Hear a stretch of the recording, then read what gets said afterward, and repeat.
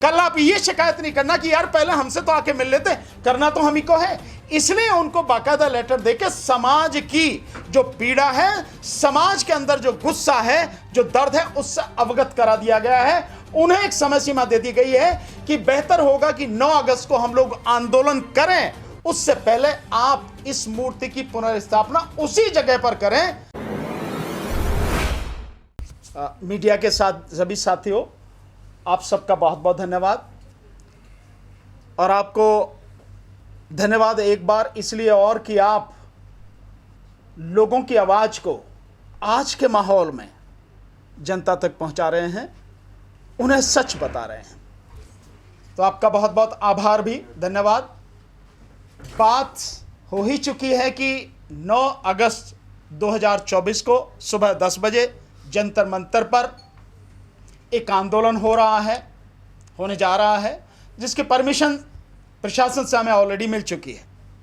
और आंदोलन है जो संसद परिसर में बाबा साहब डॉक्टर भीमराव अंबेडकर जी की प्रतिमा 1967 में बहुत बड़े आंदोलन के बाद लगी थी, उसको 3 जून को सरकार ने बिना किसी बात के वहां से हटा दिया। बहाना संसद परिसर का सौंदर्यीकरण। उस प्रतिमा से खूबसूरती बढ़ रही थी, उसमें कहीं कोई कमी नहीं आ रही थी, लेकिन यह बहाना है। तो अब इसमें बहुत सारे संगठन, सैकड़ों की संख्या में संगठन इस आंदोलन से जुड़ चुके हैं।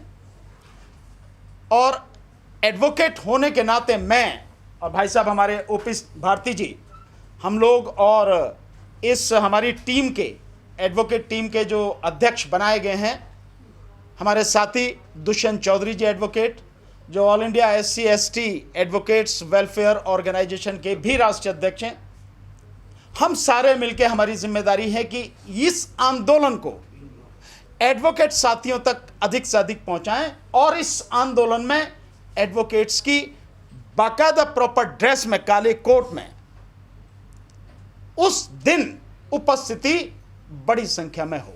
मैं इसके लिए आपको थोड़ा सा और बता दूं, मैं और भाई साहब ओमी जी, ओपी भारती जी हमारे भाई साहब, हम लोगों ने बाकायदा 30 हजारी कोर्ट में, कड़कड़डूमा कोर्ट में, रोहिणी कोर्ट में, उस दिन हाई कोर्ट में भी हम लोगों ने लगातार इसके सिलसिले में साथियों से बात की है, उन तक मैसेज पहुंचाया, उनको इस आंदोलन में हिस्सा लेने के लिए हम लोगों ने तैयार किया है। और इसके अलावा एक दिन मैं गौतम बुद्ध नगर कोर्ट में होकर आया, स्वयं लोगों से बात की, चैम्बर तक गया साथियों के।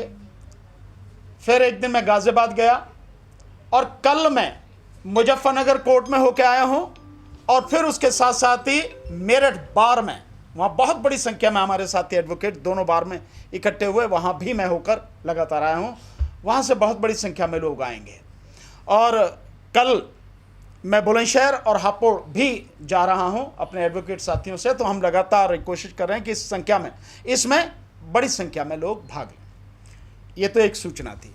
बाकी अब मैं चाहूंगा कि बात सारी हो चुकी, आप सवाल पूछें तो ज़्यादा बेहतर है, मैं उसका जवाब दूंगा। सवाल ये है वकील साहब के, जिन लोगों ने बाबा साहब डॉक्टर अम्बेडकर की प्रतिमा समाज को और तमाम लोगों को, सांसदों को विश्वास में लिए बगैर वहाँ से हटा दी। अब जैसा कि पी चौधरी जी ने बताया कि हम इन लोगों से मिले हैं और उन लोगों ने हमें आश्वासन दिया, उम्मीद है कि जिन लोगों से आप मिल रहे हो वो लोग प्रतिमा को वहीं पुनर्स्थापित करवाएंगे।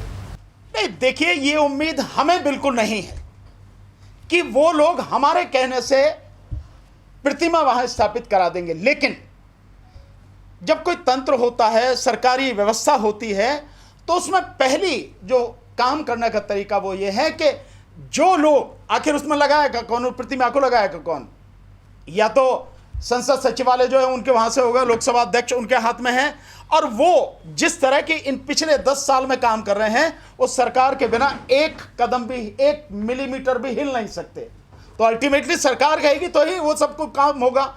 इसलिए ये औपचारिकता है कि सरकार को सूचित करना, प्रधानमंत्री को, गृह मंत्री को, लॉ मिनिस्टर को, इन सारे संसदीय कार्य मंत्री को, उनको सबको जो लेटर दिए गए हैं, एससी कमीशन को जो मिला गया है, इन सबको कहा गया कि कल ये मत कहना कि आपने हमें बताया क्यों नहीं। कल आप ये शिकायत नहीं करना कि यार पहले हमसे तो आके मिल लेते, करना तो हम ही को है।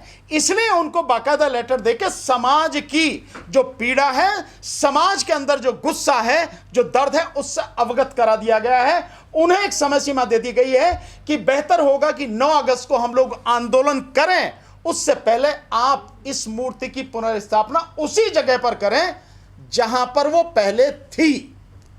अगर इसके बाद भी सरकार नहीं करती है तो इसका मतलब नहीं है कि हम सरकार से हाथ जोड़ के कोई बात करें या सरकार के मंत्रियों का हम आके स्वागत करेंगे वहां पे मंच पे किसी को नहीं चढ़ने दिया जाएगा। ये उनका मंच नहीं है। जो काम होगा वो वही उनका काम है, उसे करें, उसके बाद करके आए और तब मंच पर स्वागत करेंगे। वो कहें आके हमने जो आपने मांग की थी हमने उसको पूरा कर दिया, इसलिए हम आपके बीच में आए, कहना कोई दिक्कत नहीं है। लेकिन कोई ये समझता हो कि उनकी गुलामी की जा रही है, उनको नहीं, कोई वो नहीं है, केवल सूचना दी जा रही है तुम्हारा काम है, करो, नहीं करोगे तो समाज आंदोलन करेगा पूरे देश में। अगर 9 तारीख के बाद भी सरकार नहीं सुनती है तो फिर क्या करेंगे आप? उसी दिन घोषणा होगी, आप सारे होंगे, सारे मीडिया के साथी होंगे, आप रिकॉर्ड करना, उसी दिन घोषणा होगी कि 9 तारीख तक अगर नहीं करते हैं, उस दिन भी डेट दी जाएगी और उस डेट तक भी अगर नहीं करते हैं तो देश में आंदोलन होगा, देशव्यापी। आपको किसी को शक नहीं होना चाहिए, देश में भी किसी को शक नहीं होना चाहिए, अपोजिशन को या सरकार को भी इस बात की कोई गलतफहमी नहीं होनी चाहिए कि यह आंदोलन केवल 9 तारीख को ही होगा। यह 9 तारीख को शुरुआत है और आंदोलन तब तक चलेगा जब तक वो प्रतिमा अपने मूल स्थान पर जहां पर पहले थी वहीं स्थापित सरकार द्वारा नहीं कर दी जाती, तब तक आंदोलन चलेगा। उसकी शक्ल हो सकती है अलग अलग। क्या सर आपने 131 जो SC ST के सांसद हैं या 4000 विधायक है पूरे देश में, उनसे भी आपने कोई सूचना दी है, उनको भी उनको इनवाइट किया है आंदोलन के लिए? हम लगातार मिलने की कोशिश कर रहे हैं, लगातार मिलने की कोशिश कर रहे हैं। जो मिल जाते हैं उनको बता रहे हैं, जो नहीं मिलते हैं, समय नहीं दे रहे हैं, वो भी सारी चीजें ध्यान में हैं। लेकिन हमारी जो कोशिश है वो कोशिश ये है कि जिस दिन 9 अगस्त को जंतर मंतर पर समाज के लोग प्रदर्शन करें, उस दिन जो हमारे सांसद हैं, मालूम उन सबको है, ऐसा किसी नहीं है किसी को मालूम नहीं है, आंदोलन की भी मालूम है, तो जिस दिन यहां समाज आंदोलन करे उस समय संसद में वो जो हमारे सांसद हैं वो वहां पर इस सवाल को उठाएं कि उस प्रतिमा को वहीं स्थापित करा जाए। नहीं, प्रतिनिधित्व लेने की जिनकी लड़ाई है वो प्रतिनिधित्व ले लें, हम कब मना कर रहे हैं। अगर किसी की लड़ाई ये नहीं है प्रतिमा लगाना, अगर कोई इस प्रतिमा के पीछे, हटाने के पीछे जो मानसिकता है, उस गंदी मानसिकता को नहीं समझ रहा है, सरकार के उस षड्यंत्र को नहीं समझ रहा है जिस षड्यंत्र के तहत ये प्रतिमा हटाई गई है, जिस तरह से बाबा साहब का अपमान करने की कोशिश की गई है, हमारे इतिहास को मिटाने की कोशिश की जा रही है, और उस प्रतिमा के वजह से 14 अप्रैल को जो यहाँ मेला लगता था, पूरा दिल्ली NCR और देश भर के लोग, बाहर से आए हुए लोग, और 6 दिसंबर को बाबा साहब के महापरिनिर्वाण दिवस पर जो लोग यहाँ इकट्ठे होते थे और आपस में जो लोगों का इंटरेक्शन होता था, जो एक अपनत्व का भाव बन रहा था, जो ताकत बन रही थी, उस ताकत को तोड़ने की घिनौनी साजिश है। प्रतिमा हटाने ही केवल मकसद नहीं है, उसके पीछे यह साजिश है। अगर किसी वकील को या किसी व्यक्ति को यह साजिश समझ में नहीं आ रही तो मुझे इससे ज़्यादा कुछ कहने की ज़रूरत नहीं है कि यह बड़े अफसोस की बात है। और अगर कोई साथी, कोई वकील, कोई डॉक्टर, कोई इंजीनियर, समाज का कोई साथी, कोई संगठन इसमें भाग नहीं लेना चाहे, कोई दिक्कत नहीं, वो बैठे घर पे, लड़ने वाले बहुत हैं, चिंता करने की क्या बात है। प्रतिमा तो स्थापित कर दी है ना सर, जो प्रेरणा इन्होंने पार्क बनाया, कहाँ स्थापित कर दी है? वहीं संसद में। हमारा मकसद क्या है? वहां स्थापित कर दी है तो वहां अपने सबके साथ में कर दी है। ऐसे ही समझो कि जैसे आप अपने घर की सफाई करो तो कुछ चीज हटा के एक कोने में सारी इकट्ठी कर दो कि भाई इन्हें यहाँ रख दो, ये है इसका मतलब। बाबा साहब का सम्मान होता है ऐसे क्या?